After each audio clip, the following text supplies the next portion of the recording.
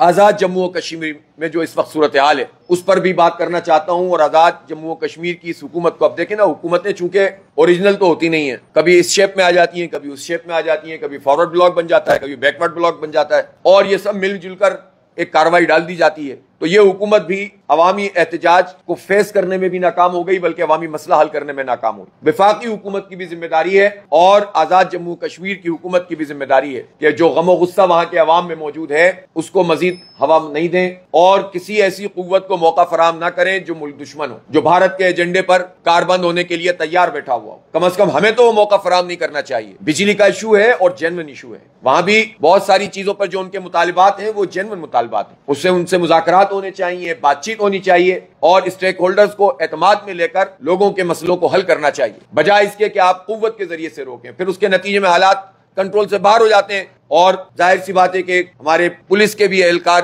ان کے جو ہے وہ جہاں بحق ہونے کی اطلاع ملی, اللہ تعالیٰ ان کی مغفرت فرمائے. یہ نہیں ہونا چاہیے. پولیس بھی ہماری ہے, ادارے بھی ہمارے ہیں. یہ حکومتیں کیا کردار ادا کرتی ہیں کہ عوام کو ان اداروں سے متصادم کر دیتی ہیں اور اس کے نتیجے میں سب کا نقصان ہوتا ہے. تو پرامن لوگوں کو رہنا چاہیے. میں ان سے بھی اپیل کرتا ہوں آزاد جموں کشمیر کے عوام سے کہ پرامن مزاحمت ہی اصل میں بہت بڑی کامیابی کی کلید ہوتی ہے. جہاں ہنگامہ برپا ہو جاتا ہے تو پھر دوسرے لوگ اس سے فائدہ اٹھانا شروع کر دیتے ہیں. ہمارا ملک متحمل نہیں ہو سکتا, آزاد جموں کشمیر متحمل نہیں ہو سکتا, اور کشمیر کی جو ہماری پوزیشن ہے وہ جو ہماری بین الاقوامی پوزیشن ہے اس کی حساسیت وہ متحمل نہیں ہو سکتی کہ اس طرح کا کوئی کام کیا جائے. لہٰذا حکومت کو اپنی ذمہ داری پوری کرنی چاہیے اور عوام کے مسائل کو حل کرنا چاہیے.